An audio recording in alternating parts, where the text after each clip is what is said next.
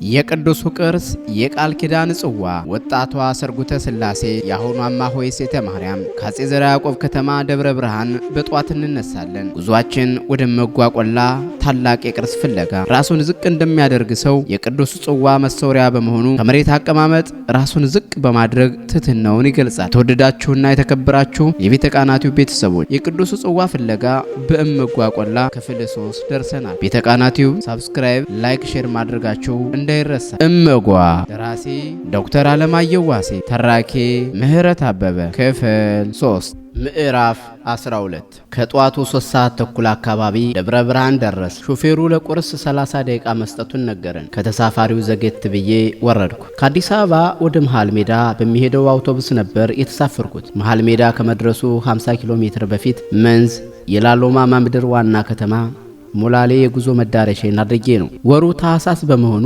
የጧቱ ቅዝቃዜ አይጣል ነው። እንኳን ታህሳስ ሆኖ ደብረ ብርሃን ወትሮም ብርዳም ናት። ደብረ ብርሃን በአፄ ዘርዓ ያዕቆብ ዘመን የኢትዮጵያ ዋና መናገሻ የነበረች ዕድሜ ጠገብ ከተማ ብትሆንም ይህ ነው የሚባል እድገት ሳታሳይ እስከ ቆፈኗ ተኮራምታ የኖረች ከተማ ናት። ባለችኝ አጭር ጊዜ መሃል ከተማዋን ለመቃኘት ሞከሩ። አሁን ሳያት ግን ከስሟ ብርሃንና ሙቀት እንወስዳ ራሷን ከቆፈን አላቃ ፊቷ ደመቅ እያለች መሆኑን ማንም ሰው በቀላሉ ይረዳል። ውብና ታላላቅ ህንፃዎች፣ የአስፓልት መንገድ፣ የውስጥ ለውስጥ ኮብልስቶን መንገድ፣ አልፎ አልፎ የተጀመሩ ፋብሪካዎችን ስመለከት ደብረ ብርሃን ሆይ እንኳንም ድብርትሽና ቆፈንሽ ለቀቀሽ አሉ። ከተማ ሲለወጥ አገር ሲያድግ የልብ ተስፋ ነውና ደስ ይላል። የተሰጠን ሰዓት ስላለቀ እንደ ነገሩ ሻይና ብስኩት ቀማምሼ ወደ አውቶቡሱ ተመለሱ። ከ40 ደቂቃ የደብረ ብርሃን ቆይታ በኋላ አውቶቡሱ ጉዞውን ወደ መንዝ ቀጠለ። ለመጀመሪያ ጊዜ ወደ መንዝ ሲጓዝ የነበረኝን ትውስታ እየቃኘው አሁን ያለውን የመልክዓ ምድራዊ ለውጥ የከተሞችንና የመንደሮችን እድገት እያነጻጸሩ በዝምታ መጓዝን መረጡ። ያው እንደተለመደው የሀገራችን ሰው የሚተዋወቀውም የማይተዋወቀውም የሞቀ ጨዋታና ወሬ ይዟል። ከደብረ ብርሃን 40 ኪሎ ሜትር እንደተጓዝን አውቶቡሱ የአዲስ አበባ ደሴ አስፓልት መንገድን ትቶ ወደ ቀኝ በመታጠፍ የጠጠረ መንገድ ውስጥ ገባ። ይህ ቦታ ጣርማ በር ይባላል። ጣሊያኖች ደሴን ከአዲስ አበባ ጋር ለማገናኘት በቀየሱት መንገድ ማለፊያ መሿለኪያ የሌለው የጣርማ በር ሰንሰለታማና አለታማ ተራራ ውስጡን ቦርቡረው ማለፊያ ፉካ የሰሩበት ቦታ ነው። በእውነቱ በዚያን ዘመን ያን መስራት መቻል የወቅቱን የጣሊያኖቹን የምህንድስና ጥበብ መጠንን በግልጽ ያሳያል። ሀገሪቱን ለመግዛት የነበራቸውን ጉጉትና ቁርጠኝነትም ያመላክታል። ወደ መንዝ የሚሄደው መንገድ በዋሻው አናት ባለው ቋጤ ላይ ከቀኝ ወደ ግራ ወይም ከምስራቅ ወደ ምዕራብ ታጥፎ የተዘረጋ ነው። ከሰኔ እስከ ታህሳስ የጣርማ በር ሰንሰለታማ ተራሮችና ደጋማው መንዝ ሁሌም እንደ ግድግዳ የሚዳሰስ የሚመስል ጉም እንደለበሱ ነው። ለአዲስ መጤ ሰው ሆድ ያባባል። ከግራ ወደ ቀኝ ምንም የሚታይ ነገር የለም። ጉም የመሰለ የለበሰ ነጭ ሀገር። አውቶቡሳችን መብራት አብርቶ ፍጥነቱን እየተቆጣጠረ በመጓዝ ላይ ነው። በመንዝ መንገድ በፍጥነት መጓዝ በተለይ በዚህ ወቅት አደገኛ ነው። መንገዱ ጠመዝማዛና ጠባብ ሆኖ በተራራ አናትና ጥግ ላይ የሚያልፍ ሲሆን ከፊት ለፊት ያለው መንገድ በጉም ስለሚሸፈን ከ50 ሜትር በላይ አይታይም። ስለሆነም ከፊት ለፊት የመጣ ተሽከርካሪም ሆነ እንስሳት ለአደጋ ሊጋለጥ ይችላል። አሁን ጉሙ እንደመጀመሪያ ጉዞዬ ሆዴን አላባበውም። ይልቁንም ትዝታና ደስታ እንዲሁም ጉጉት ነበር የሚሰማኝ። መዘዞ፣ ቆባስጥል፣ ባሽ፣ መለያ የሚባሉ መንደሮችና ከተሞችን አልፈን ከቀኑ 9 ሰዓት ተኩል ሞላሌ ከተማ ደረስ። በጀርባ የሚታዘልና በእጅ የሚያዝ ቀለል ያለ 2 ሻንጣዎችን ይዤ ሹፌሩንና ረዳቱን አመስገኜ ቀሪ መንገዳቸው ሰላም እንዲሆን ተመኝቼ ወደማውቀው ሆቴል ሄዱ። በዚህ ከተማ ክፉና ደጉን አብረን ያሳለፍን ብዙ ወንዶችና ጓደኞች ነበሩኝ። አሁን እነማን ይኖሩ እነማን ከአካባቢው ለቀው ይሄዱ መረጃ የለኝም። የማግኘት ናፍቆት ቢኖረኝም ከጊዜው ከመጣውበትም ዓላማ አንጻር ማንንም ማግኘት አልፈለኩም። ከ18 ዓመት በፊት ለመጀመሪያ ጊዜ ወደ መንዝ ሲሄድ ያረፍኩበት ሆቴል ዘንድ ሂጅ አልጋ ጠየቅኩ። በፊት በ10 ብር የተከራየሁትን ኤርጎ ቤት አሁን በ70 ብር ተከራየሁ። ሻንጤን አስቀምጬ የሚበላ ነገር አዝዤ እሱን እየቀማመስኩ ስለሚቀጥለው ተግባሬ ማሰብ ጀመርኩ። የመጨረሻ መዳረሻዬ ከዚች ከተማ የ3 ሰዓት የእግር ጉዞ ያስኬዳል። የቦታውን ስምና መሄጃ መንገዱን ከሞላ ጎደል አውቀዋለሁ። የዛሬን አይሁንና ብዙ ጊዜ ተመላለሽበታለሁ። እንዳሁኑ በከፍተኛ ጉጉት ስራዬን ሁሉ እርግፍ አድርጌ በልዩ ዓላማ ባይሆንም ለመደበኛ ስራዬም ለመንፈሳዊ በረከትም 1፣ 2፣ 3 ጊዜ ሂጄ ነበር። የመጣሁት ጉዳዩን ምልክቶችና ንግግሮችን በጥንቃቄ መመርመርና ማብሰልሰል የሚጠይቅ ነው ብዬ ስላሰብኩ ብቸኝነቱን መርጬዋለሁ።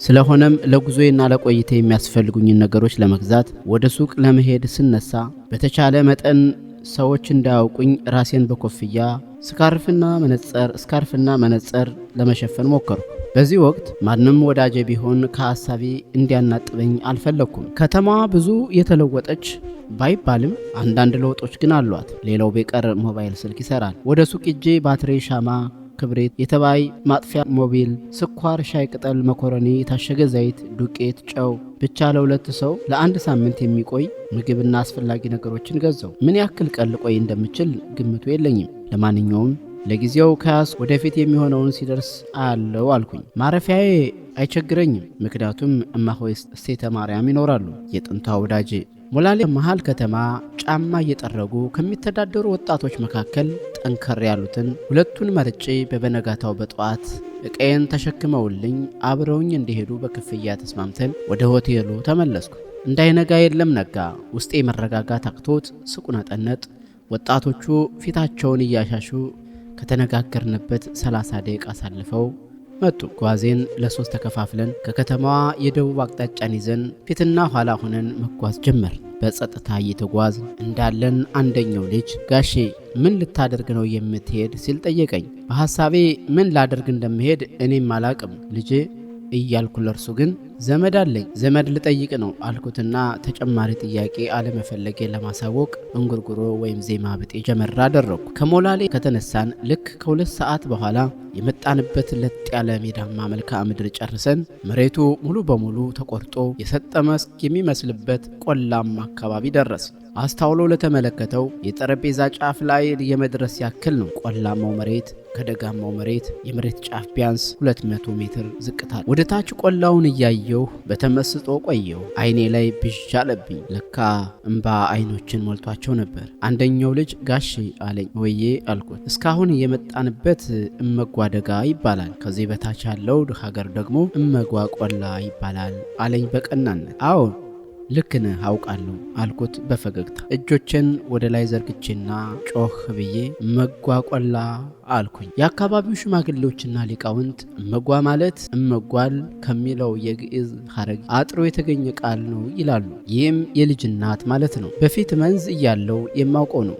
ታዲያ ደጋውን እመጓ ደጋ፣ ቆላውን ደግሞ እመጓ ቆላ ይሉታል። ይህን ነው አባ አድሪል ውስተ ከርሰ እመጓል ሀቃላዊት ይሄሉ በማለት በሚስጥር የጠቆመው። እመጓ ሀቃላዊት፣ እመጓ ቆላ፣ ቆለኛዋ የልጅ እናት። ከደጋው ወደ ቆላው ለመውረድ 2 መንገድ አለው። አንደኛው ሰፊ በመሆኑ ሰውና እንስሳት እንደ ልብ የሚያስኬድ ቢሆንም ረዥም ጊዜ ይፈጃል። ሁለተኛው መንገድ አጭር ሆኖ ነገር ግን እጅግ ጠባብ በሆነ የገደል ውስጥ የገደል ሰርጽ የሚወርድበት ነው። ረዥም ሰዓት ሲያናውዙ ከመዋል በጥንቃቄ በገደሉ መውረድ ይሻላል አልኩና የገደሉን መውረጃ ተያያዝ ነው። ውሳኔ ስህተት መሆኑን እያወቅኩት ከገደሉ መካከል ስደርስ ነው ከዚህ በፊት በዚህ ገደል መውረዴ ትዝ ይለኛል። አሁን ግን ሰውነቴ ክብደትና ምቾት ስለጨመረ መሰለኝ በጣም ከበደኝና ፈራው። ሰርጡን ለመውረድ በቁም መራመድ የማይታሰብ ነው። ግራና ቀኝ ቁጭ እያለው ገደል በስበት ኃይል ጎትቶ ሊወስድ ይችላል። ጀርቤን ለገደሉ እየሰጠው ያገኘሁትን እየጨበጡ ነፍስና ስጋዬ የተለያዩ እየመሰለኝ በፍርሃት እየተራመድኩ 45 ደቂቃ ያክል የንኩትት ተቀምጬ በመንፋቀቅ እንደምንም ወረድኩ። ወጣቾቹ ብዙም አልተቸገሩም። እንደውም እንደ መዝናኛ ቆጥረውት ይቀናጡ ጀመር። እነርሱን ሳይ በራሴ አፈርኩ። ገደሉን ጨርሼ ረባዳው ላይ ስንደርስ እፎይ አልኩ። መልክዓ ምድሩ ትንሽ በትንሽ ወደ ደልዳላነት እየተቀየረ መጣ። ከዚያም በሰሜንና በደቡብ አቅጣጫ ተራሮች የከለሉት፣ በምዕራብና በምስራቅ ደግሞ እንደገና ተገምሶ የወረደ መሬት የሚያዋስኑት ደልዳላ ሜዳ ፕላቶ የመሰለ መሬት ላይ ደረስ። ከተራሮች ጥግ መንደሮች ያሉ ሲሆን ከሜዳው መካከል ላይ ግን ጥንታዊው እመጓ ቆላ ቅዱስ ዑራኤል ቤተ ክርስቲያን በታላላቅና እድሜ ጠገብ የጽድ ዛፎች ተከቦ ጉብ ብሏል። ሀገሩ በሙሉ ዝምታ የሰፈነበት ነው። አንዳች የሚያስፈራ ግርማ አለው። ወደ ቤተ ክርስቲያኑ ቅጥር ገብቼ ተሳለምኩ። ለረጅም ጊዜ ከቤተ ክርስቲያኑ መግቢያ በር ላይ ተደፍቼ ቆየሁ። ተራራውን ከወረድኩ ጀምሮ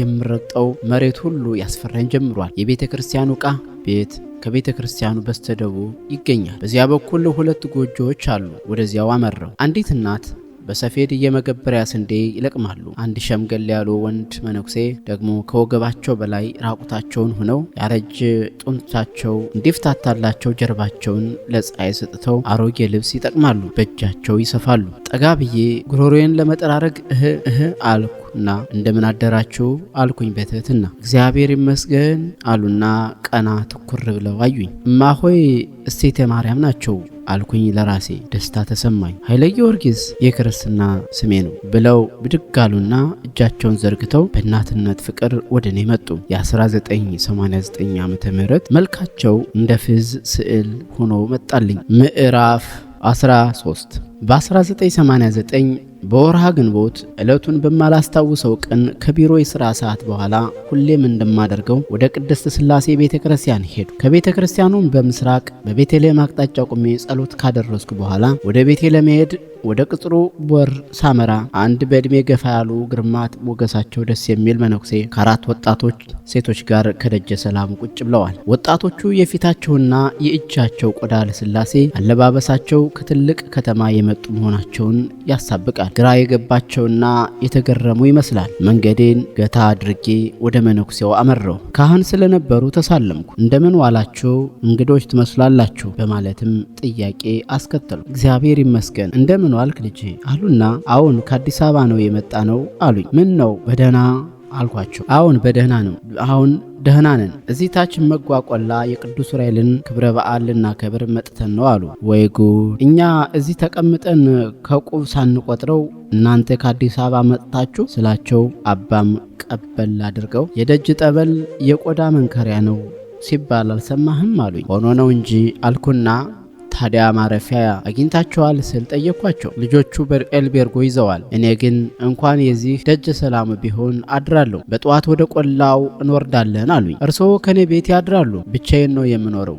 ለማንኛውም እንሄድ፣ እራት ነገር ቀማምሱ ብዬ ሁልጊዜ እንግዳ ወደምናስተናግድበት ምግብ ቤት ወሰድኳቸው። ጓደኞችም ከእራት በኋላ ወጣቶቹን ኤልቤርጎ ከያዙበት ሆቴል አድርሰን እኔና አባ ወደ እኔ ቤት ሄድ። ቤት እንደገባን ምኝታቸውን አነጣጥፌላቸው ሳበቃ አባ አልኋቸው። ልብሳቸውን ለምኝታ ሲያስተካክሉ ዑራኤል ቤተ ክርስቲያን እንደሆነ አዲስ አበባ አለ። እዚህ መንዝ እመጓቆላ ድረስ በዚህ ወቅት የመጣችሁ ቦታው የተለየ ታሪክ ይኖረው ይሆን አልኳቸው። አለው እንጂ ልጄ፣ ታሪኩ እንዲህ ነው። ተሸፋፍኖ ቀረ እንጂ ከእነ ግሸን ማርያም፣ ከእነ ጣና ቂርቆስ፣ ከእነ አክሱም ጽዮን ያላነሰ ቃል ኪዳንና ታሪክ ያለው ቦታ እኮ ነው አሉኝ። እንዴት ያለ ታሪክ አልኳቸው። መመቸም መመዝገብ አላውቅም እንጂ ታሪክ ሲነገር መስማት ነፍሴን ያስደስታታል። ስለማልጽፈው ግን ብዙ ጊዜ እረሳዋለሁ። አለመጻፍ ግን ትልቅ በሽታ ነው። አየህ አባቶቻችን እንደነገሩንና በድርሳነ ዑራኤልም እንደተጻፈው ጌታችን መድኃኒታችን በዕለተ ዓርብ በመስቀል በተሰቀለ ጊዜ ከሰውነቱ የፈሰሰውን ደም በብርሃን ጽዋ መልአኩ ዑራኤል ተቀበለው። ደሙንም በመላው ዓለም ረጨው። የደሙን ነጥብጣቤ ያረፈበት ቦታ ሁሉም ቤተ ክርስቲያን ሕንፃ ማረፊያ የቅዱስ ቁርባን መፈጸሚያ እንዲሆን ታላቅ ቃል ኪዳን ለዓለም ተሰጠ። እነሆ ዛሬ ሰዎች ተመካክረውና ፈቅደው በአካባቢያቸው ቤተ ክርስቲያን ቢያንጹ የሚሰራበት ቦታ የክብር ደሙ ነጥብጣቤ ያረፈበት ቀድሞ በመንፈስ ቅዱስ የተለየ ቦታ ነው። የመድኃኔዓለም ምስጢሩ ቸርነቱ ብዙ ነው ልጄ አሉ። ይደንቃል እንጂ አልኩና ታዲያ መጓቆላ ምን የተለየ ነገር አለ አልኳቸው። እንዳልኩህ መልአኩ ቅዱስ ዑራኤል ክቡር ደሙን በአራቱም ማዕዘናት ከረጨ በኋላ ጽዋውን በመድኃኔዓለም ፈቃድ በቅድስት ሀገር ኢትዮጵያ መንዝ ውስጥ መጓቆላ አምጥቶ ቀበረው። እንዲያውም እኮ ይህ ሀገር መንዝ የተባለው ለዚህ ነው። እንዴት አሉ። መንዝ ማለት ነዝሃ ከሚለው ግዕዝ ቃል የተገኘ ነው።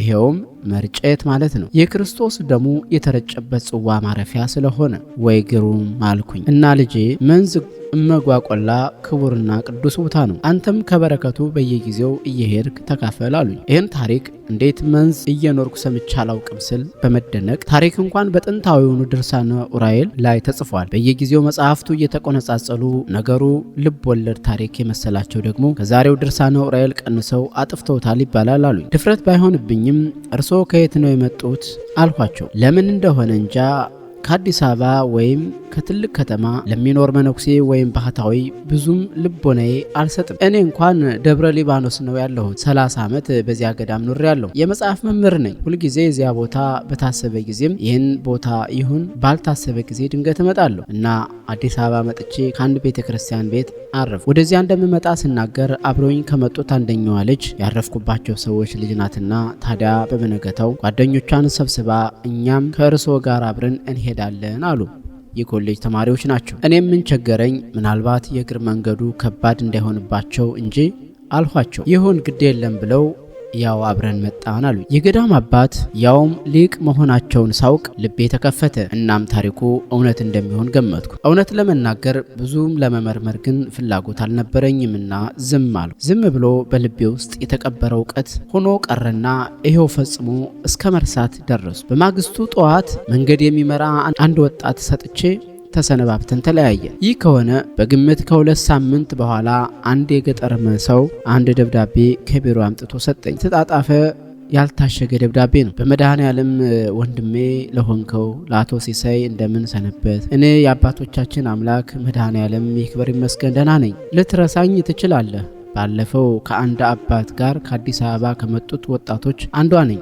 ወደ አዲስ አበባ አልተመለስኩም። እዚሁ ለመኖር ወስኛለሁና እባክህ ሻማ፣ ወረቀትና ቀይ ቀለም እና ጥቁር ቀለም ያለው እስክሪብቶ ለሚመጣ ሰው ላክልኝ። እግዚአብሔር ዋጋህን ይከፍልሃል። በመድኃኔዓለም እህትህ ስርጉተ ስላሴ የክርስቶስ ያለህ አልኩ። በጣም ደነገጥኩ። ቆዳዋ የለሰለሰ ምግብ እንኳን ሰርታ የምታቅ የማትመስል መሀል አዲስ አበባ ያደገች ወጣት ምንም በማታውቀው ህብረተሰብ መካከል ተፈጥሮ ከዓለም የለየችው በሚመስል ቆላማ ቦታ ድንገት ስትመንን በጣም ያስደነግጣል። አባ እንደነገሩኝ ጣቸው ግብታዊ ነው። ስለዚህ ግብታዊ ውሳኔ እንደወሰነች ተሰማኝና ወደ ቤተሰቦቿ መመለስ እንዳለብኝ የሞራል ኃላፊነት አደረብኝ። መልእክቱን ያመጣልኝን ሰው ይሄድ ዘንድ እንደሆነ ስጠይቀው ለዚህ ጉዳይ እንደመጣና እዛው እንደሚኖር ነገረኝ። ወደ ከተማ ሄጄ የጠየቀችውን ነገሮችና ሌሎች ምግብ ነክ ሸቀጦችን ገዝቼ ከደብዳቤ ጋር ለሰውየው አስጄ ላኩኝ። ደብዳቤው አጭር ነበር። በሚቀጥለው ቅዳሜ እመጣለሁ የሚል ነው። በሚቀጥለው ቅዳሜ 4 ጓደኞችን ይዤ በጠዋት እመጓቆላ ወረን። በመንገድ በምናየውም ሆነ እዛ ከደረስን በኋላ አካባቢው አንዳች ምስጢራዊ ያለው መሆኑን መገመት ይቻላል። ዝም ብሎ የሚከብድ ነገር ነው። ይሁን እንጂ በወቅቱ ትኩረቴ መንፈሳዊ ተጋድሎ ምን እንደሚጠይቅ በወጉ ያልተረዳች ናት ብዬ ያሰብኳትን ያችን ወጣት ወደ ቤተሰቦቿ መመለስ ላይ ስለነበር ስለ አካባቢውም ሆነ አባ ስለነገሩኝ ታሪክ ትኩረት አልሰጠሁትም ነበር። አሁን ላይ ሆኜ ሳስበው በቃ ተጋርዶብኝ ነበር። መጓቆላ ከቤተ ክርስቲያኑ ስንደርስ ዳስ ያልቆ ስርዓተ ሕዝብ ሲደረግ ደረስ። ተሳልመን ስናበቃ በአይኔ መቃኘት ጀመርኩ። ስርጉተ ከአካባቢው ሴት ምዕመናን ጋር ተመሳስላ ቁጭ ብላለች። እኛም ከአንድ ጥግ ቁጫል። ሰው ወደ የቤቱ እየሄደ ነው። ሴቶች እየመጡ ለስርጉት የሆነ ነገር እየሰጧት ይሄዳሉ። በኋላ ሳረጋግጥ ዱቄት ሌላም እህል ነበር የሚሰጧት። አንጀቴ ስፍስፍ አለ። በእርሷ ውሳኔ በሕዝቡ ደግነት በቃ አልቅስ አለኝ። ሰላምታ ከተሰጣጠን በኋላ ከቤተ ክርስቲያኑ በደቡብ አቅጣጫ ወዳለች ትንሽ ጎጆ እየመራችን ሄድን። ውስጧ በደንብ በጭቃ ተለስኗል። ጥሩ የገጠር ቤት ይመስላል። በአንድ ጥግ ትልቅ መደብ፣ ከዚያም የእህል ማስቀመጫ ጉሽጉሻ፣ ከጭቃ የተሰራ በርሜል መሰል የዱቄት ማስቀመጫ፣ የምግብ ማቅረቢያ ጥራር፣ አሮጌ ብረት ድስት፣ ዙሪያውን ጫፎቹ የተቆረማመተ ብረት ምጣድ፣ ጭልፋ፣ የሻይ ማፊያ አሮጌ ብራድ፣ የወየበ የፕላስቲክ ኩባያና ሳህን፣ ኩራዝ አለቀ የቤቱ ዕቃ። እንዴት ነሽ አልኳት በምርመራ አይነት። መድኃኔዓለም ይክበር ይመስገን በጣም ደህና ነኝ አለች በሙሉ ፈገግታ። ከሞላሌ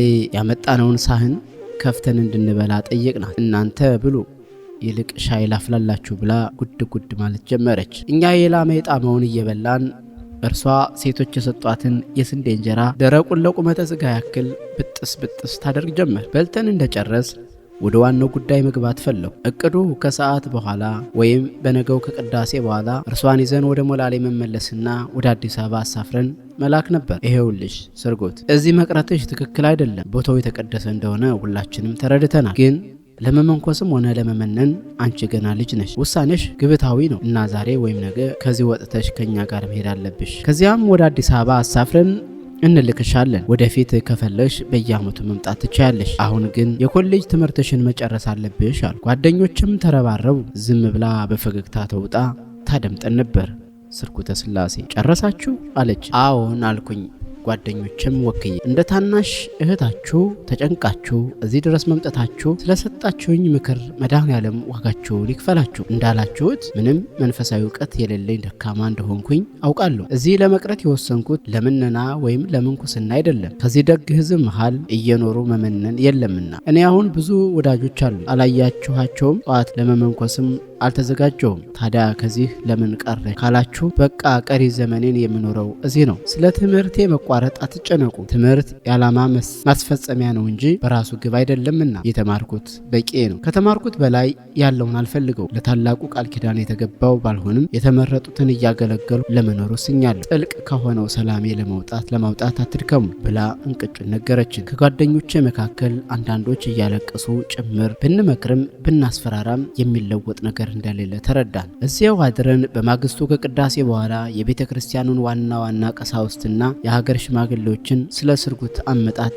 እግዚአብሔር ጥሪ ስለመሆኑ እዛው መኖር ስለመወሰኗ ነግረን በተቻላቸው ሁሉ ፍቅር እንዲሰጧት ለምነናቸው እነርሱም በአንድ ቃል የአምላካችን ጥሪ የሚቃወም ማን ነው? ይቺ ልጅ ዛሬ ልጃችን ናት፣ ነገ በጸሎት የምታስበን እናታችን ትሆናለች። ከፈቀደችው ጊዜ ብትኖር አትከብደንም። ሀገራችን ታላቅ የቃል ኪዳን ምድር እንደሆነ እናውቃለን። ገና ብዙዎች ይመጣሉ እያሉ ብዙ አባቶች ከቀድሞ ጀምሮ ይነግሩን የነበረ ትንቢት እየደረሰ ይመስላል። ስለዚህ አታስቡ አሉ።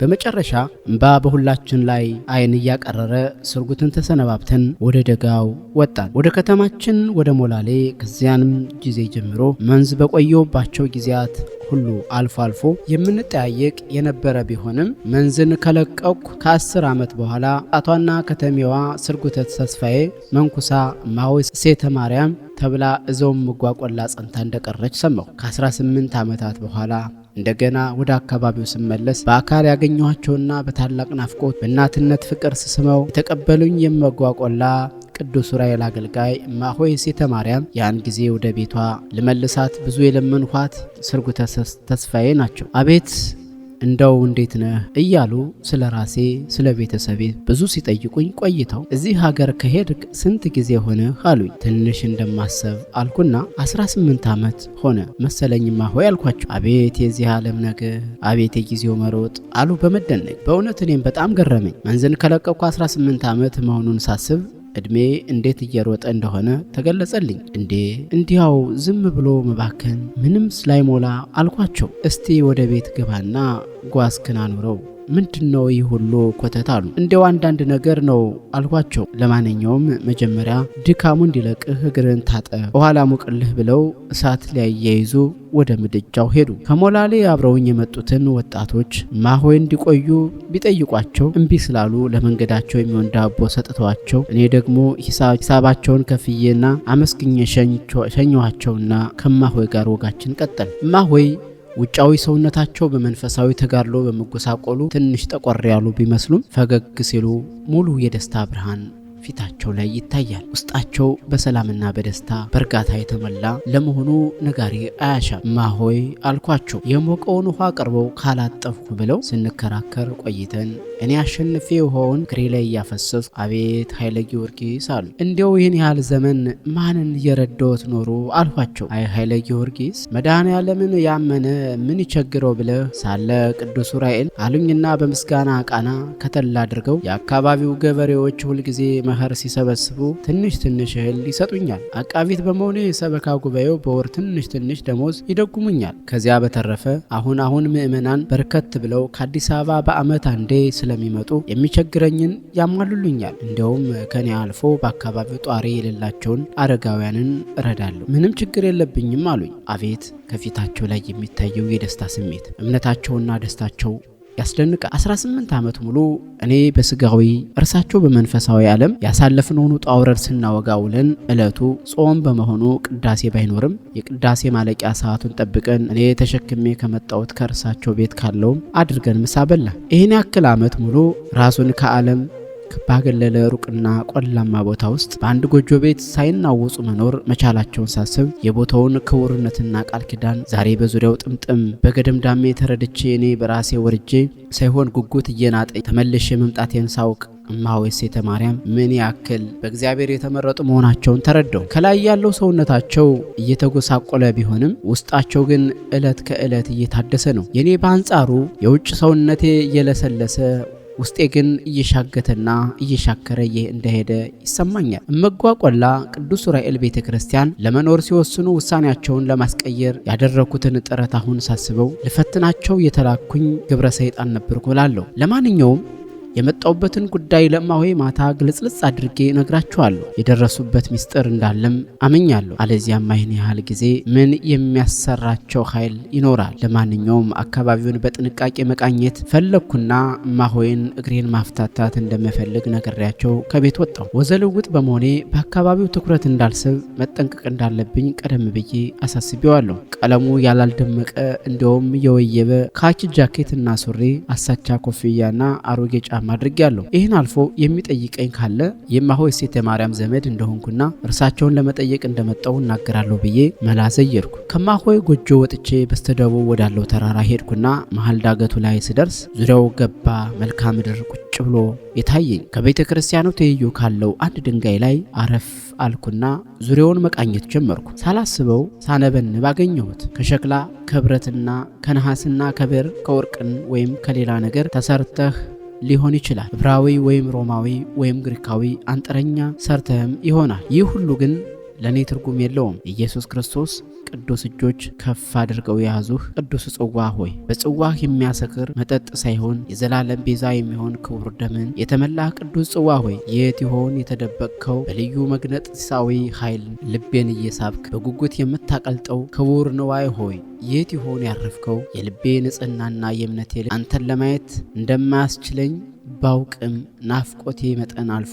እንቅልፍ ያሳጣኝ ቅዱሱ ቅርስ ሆይ የት ነህ? ከመቅደሱ ስር ወይስ በእነዚያ ተራሮች አናት ወይስ ዋሻዎች ውስጥ እባክህ ተገለጥልኝ እያልኩ ስናገር ሳይታወቀኝ ድምፄ ከፍ እያለ መምጣቱን የተረዳው ዘግቼ ነበር። ጀርመናዊ ባለቅኔ ዋልፍራም ወደ ቅዱስ ጽዋ የሚቀርቡ የተመረጡ ናቸው፣ የሚጠብቁትም ቅዱሳን ናቸው ብሎ የተቀኘውን ዝም አለኝና እኔ ለዚያ የተገባው እንዳልሆንኩና ዝም ብዬ እንደምዳክርም ተሰማኝ። ይህን እያሰብኩ ዝም ብዬ በውስጤ ስነጋገር ስደነቅ እንባዬ ድንገት መውረድ ጀመረ። አካባቢው ላይን ያዝ ሲያደርግ ወደ ቤተ ክርስቲያኑ ወደ እማሆይ ጎጆ ተመለስኩ። እማሆይ የሆነ ነገር ምድጃ ላይ ጥደዋል። ሲያዩኝ መጣ ኃይለ ጊዮርጊስ አሉና ጠዋት ፀሐይ ሲሞቅ የነበሩትን አባ ጠሯቸው። ከአባ ጋር ወንድሜ ነው ብለው ካስተዋወቁኝ በኋላ የሰሩትን ራት አቅርበው ሶስታችን አብረን በላን። አባ የቤተ ክርስቲያኑ ዕቃ ቤት ጠባቂ ናቸው። ራት በልተን አመስግነን እንደጨረስ ወደ ማደሪያቸው ተሰነባብተውን ሄዱ። መኝታዬን አንጥፌ እንደተቀመጡ እማሆይ ለጸሎት እየተዘጋጁ እንደሆነ ስረዳ እማሆይ አልኳቸው። አቤት አሉኝ። አንድ የማማክረውት ነገር ነበረኝ። ጸሎቶውን የማላስተጓጉል ከሆነ አልኳቸው። አይ ይደርስ የለ ይልቅ ምንድን ነው የምታማክረኝ አሉኝ። በሻማው ብርሃን ውስጥ ፈገግ ሲሉ አየኋቸው። እንዴት ብዬ ነው መንገር ያለብኝ? ጥያቄ ያስከፋቸው ይሆን እያልኩ ከራሴ ጋር ትግል ጀመሩ። ዝምታዬ ሲበዛባቸው ንገረኝ እንጂ አሉ ሲሉኝ እንደ መባነን አልኩኝና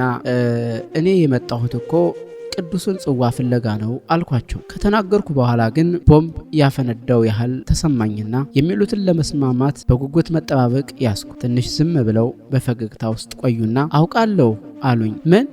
እንዴት አልኩኝ። መብረቅ የወረደብኝ መሰለኝ። ቀኑን አላወኩትም ነበር እንጂ በመጨረሻ ወደዚህ እንደምትመጣ እጠብቅ ነበር አሉኝ። እማሆይ ሴተ ማርያም በናዳ ማርያምና አቡነ አሮን ገዳም በገጠመኝ ቅንብር መሳይ ነገር እሳቸው እንዳሉበት ወለል ብሎ የታየኝ በዚች ቅጽበት ነበር። እማሆይ በእጃቸው ይዘውት የነበረውን ሻማ ጥግ ላይ በእንጨት ጉማጅ ላይ ተክለው ሲያበቁ እጅግ በረጋ አነጋገር አንተ ቅዱስ ጽዋ የምትለውን እኛ የቅዱስ ኪዳን ቅርስ እንለዋለን። እንደገመትከው በመድኃኔዓለም ፈቃድ በዚህ በመንዝ ይኖራል። ይህንን ቅዱስ ኪዳን የሚጠብቅ ከጥንት ጀምሮ ሲወርድ ሲዋረድ የመጣ ከተለያዩ መካናትና ገዳማት የተውጣጡ አባቶች ያሉበት ጉባኤ አለ። ይህ ጉባኤ በ10 ዓመት አንድ ጊዜ ይሰበሰብና ሱባኤ ተገብቶ ጸሎት ተደርጎ ሲያበቃ የቅዱሱን ኪዳን ቅርስ የሚያጥኑና የሚጠብቁ 3 አባቶችን ለ10 ዓመት ይሰይማል። እነዚያ አባቶች 10 ዓመታቸውን አድርሰው ወደ የመጡበት መካናት ይመለሳሉ። እነዚያ 3 አባቶች ክህነት ያላቸው መነኮሳት ሲሆኑ በገዳማዊ ሕይወታቸው የተመሰከረላቸው ብቁ አባቶች ናቸው። ቅዱሱ የኪዳን ቅርስ ያለበትን ቦታ በሚቀጥለው ጊዜ ከሚተኩት ሰሞነኛ አባቶች በቀር ለማንም መንገር አይፈቀድላቸው። በአገልግሎት ዘመናቸውም የቅዱሱን ኪዳን ቅርስ የሚገኝበትን ቦታ መልቀቅ አይፈቀድላቸው። ለቁመተ ሥጋ የሚያስፈልጋቸውን ሁሉ በቅዱስ ዑራኤል የወር በዓል እዚህ እመጓቆላ ቅዱስ ዑራኤል ቤተክርስቲያን አካባቢ ምስጢራዊ ቦታ ላይ በስርዓት ይቀመጥላቸዋል። በሌሊት አንዳቸው መጥተው ይወስዳሉ።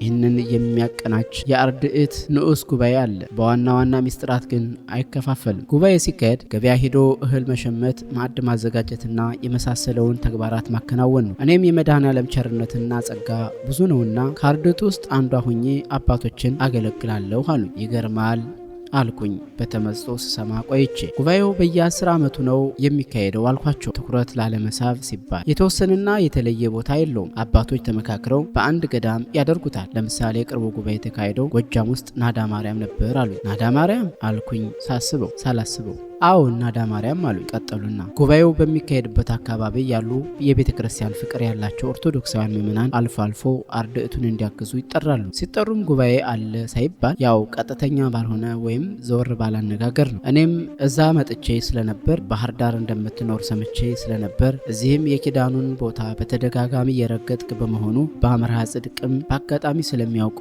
አንዳንድ ነገሮችን እንድታግዘን በዛውም በረከት እንድታገኝ በማሰብ እንድትመጣ ላክንብህ። ይሁን እንጂ የመድኃኔዓለም ፈቃድ ሳይሆን ቀርቶ ጉባኤው አልቆ አባቶች ሁሉ ከተበተኑ በኋላ በሳምንቱ መጣህ አሉኝ። ቀረብህ ለማለት የእጃቸውን መዳፍ ወደ ላይ ገለበጡና ዘርግተው በሐዘኔታ እያዩኝ የሚያማስለው አጥቶ እሳት ላይ ተጥዶ እንደቀረ የማሽላ ሻሮ በጸጸት ተረራ አልኩኝ። እምባ ባይኔ መጥቶ ግጥም አለ። ራሴን ስረግምና እድሌን ሳማርር ቆየሁና ታዲያ ዘግቼም ቢሆን መምጣቴን እንዴት አወቁ አልኳቸው። ከመጣሁ አይቀር ብዬ ከአባ መርሃ ጽድቅ ለተወሰነ ጊዜ የምቀጽለው አንድ ትምህርት ነበረኝ እና ማታ ጉባኤ ላይ አንድ ጥግ ተቀምጠህ አየሁ። ወዲያው ከጉባኤው በኋላ ከአባ ጋር ተመካክረን ዘግይተ መምጣትህን ነግረን ተስፋ ማስቆረጥ አልፈለግንም። በዝርዝር ብንነግርህ ብዙ ክብደት ስለማትሰጠው አንዳንድ ምልክት ነግረንህ ወደዚህ ቅዱስ ኪዳን እንድትመጣ ለመገፋፋት ተስማማን። በበነጋታው ስትመለስ እንጨት ለቃሚ መስለን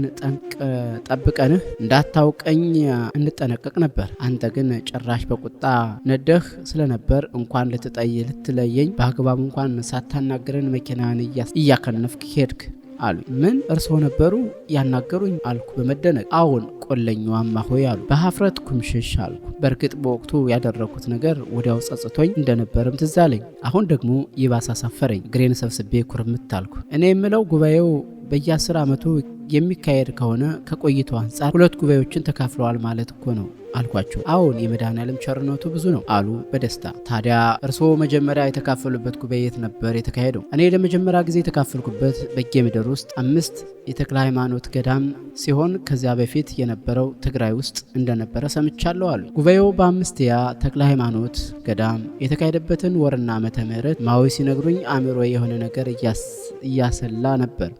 በጣም ይገርማል።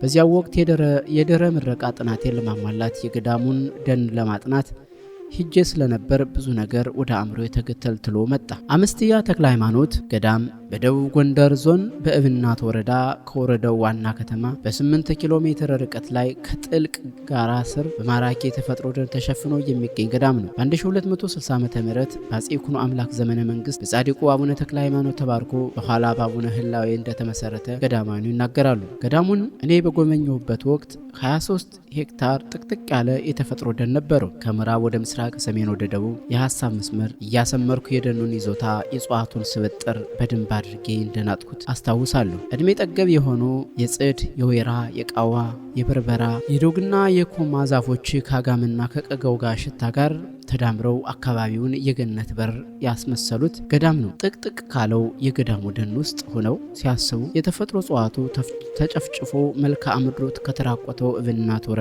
ውስጥ መሆኑን ይዘነጋሉ። ታዲያ በጥናቴ ወቅት ዳስ መሳይ ነገር ከህንፃ ቤተ ክርስቲያኑ በስተ ሰሜን በኩል አይቼ ንግስ ወይም ድግስ ነበር እንዴ ብዬ ብጠይቅ ገዳማኑ በፈገግታ ከማየት በስተቀር መልስ አልሰጡኝም ነበር። ጥናቴን አጠናቅቄ ከመመለስ በፊት የገዳሙን አበምኔት ለማመስገንና ለመሰናበት ሳገኛቸው በሰላም ጨረስክ አሉኝ።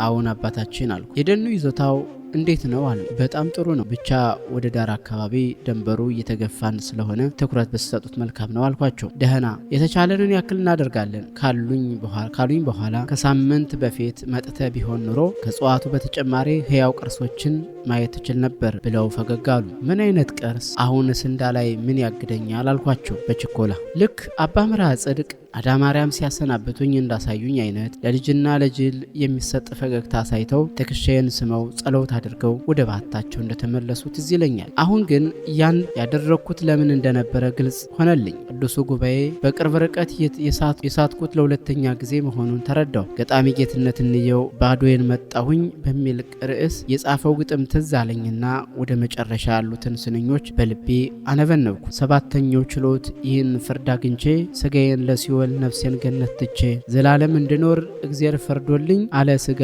አለ ነፍስ እንድኖር ፈቅዶልኝ ባዶን ሂድ ብሎኝ ባዶዬን መጣሁኝ። ብዙ ገዳማትና አድባራት የመጎብኘትን እድል ገጥሞኛል። ነገር ግን ባዶዬን እየሄድኩ ባዶዬን ስመለስ ነበር ይኖርኩት አልኩና በትካዜ ባህር ውስጥ ሰጠም። ትንሽ ቆይቼ እንደመባነን አልኩና ማሆይ እርስዎ ግን ቅዱስን ጽዋ በአካል አይተውታል አይደል? ምን ይመስላል? እንዴት ነው የተቀመጠው አልኋቸው። አላየሁትም አሉኝ ፈርጠም ብለው። እንዴት? ከነዚህ አባቶች ጋር ከ18 ዓመታት በላይ ኑረዋል። ያገለገሏቸው እንዴት እስከ ዛሬ ሳያዩት ቀሩ አልኋቸው ጥርጣሬን በሚገልጽ ሁኔታ። ማየት ስለማያስፈልገኝ ለማየት አልሞከርኩም አሉ። እንዴ ከዚህ በላይ የክብር ነገር ግዙፍ የነሳ ተአምር ምን አለ አልኳቸው። ሰማህ ኃይለ ጊዮርጊስ፣ ቅዱሱ የኪዳን ቅርስ በእመጓ ተራሮች በአንዱ ወይም በዋሻ ውስጥ ሊኖር ይችላል። ለእኔ ትልቁ ነገር ይህን ክቡር ኪዳን ባለበት ቦታ መኖሬ ነው። ይህ ብቻ በቂ ነው። የጥንት ነገስታት ይጠበቡበት ነበር ተብሎ በየሙዚየሙ በመስታወት ከተቀመጡ በወርቅ ከተንቆጠቆጡ ጽዋዎች በቅርጹ አይለይ ይሆናል። ለእኔ ተስፋዬ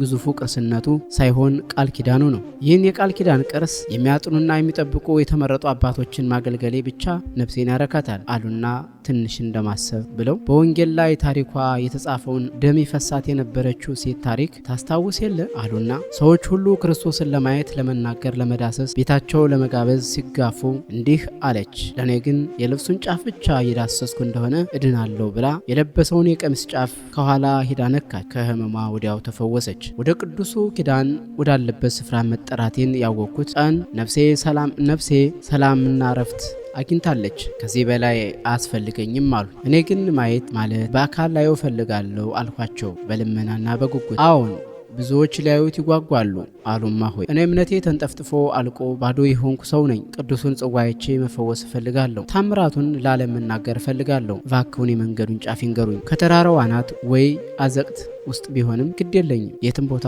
የሚገጥመኝን ፈተና ተጋፍጬ ከፊቱ ልንበረከክሻለሁ አልኳቸው። የት እንዳለ የመናገር እውቀቱም ስልጣኑም የለኝም። ልደብቅ ፈልጌ አይደለም አሉኝ በማስተዛዘን። አይ ግድ የለም ይተውት። የቅዱስ ዑራኤልን የወር በዓልን ጠብቄ ቅዱሳኑ የተቀመጠላቸውን ዕቃ ሊወስዱ በሌሊት ሲመጡ ከኋላቸው ተከትዬ ወደሚሄዱበት እሄዳለሁ። የፈጀውን ጊዜ ይፍጅ እንጂ እነዚያን ቅዱሳን አባቶች እዚሁ ቤተክርስቲያን ጓሮ ሆኜ እጠብቃቸዋለሁ አልኩ ፈርጠም ብዬ። አይ ያንተ ነገር ብለው ፈገግ አሉና በመንፈስ ጀምረህ በስጋ ልትጨርስ ነው? ቅዱሱ የኪዳን ቅርስ የተሰወረው እኮ በመንፈስ ነው፣ በስጋ ድካም የምታገኘው አይደለም አሉና ይልቁንስ ብለው ዝም አሉ። ሊነግሩኝ የፈለጉት ነገር እንዳለ ግን እያወላወሉ እንደሆነ ገባኝ እና በድንገት ብድግ ብዬ ከስራቸው ተንበርክኬ ይልቁንስ ምን አልኳቸው። አረ በፈጠረ ተነስ ልነግርህም አይደል አሉ። ተነሳሁና ቆም አልሁ። ወደ አንድ ቦታ እልክሃለሁ። እዛ ሄደህ አባ አክሊሉ የሚባሉ አባት ታገኛለህ። እርሳቸው ጉጉትንና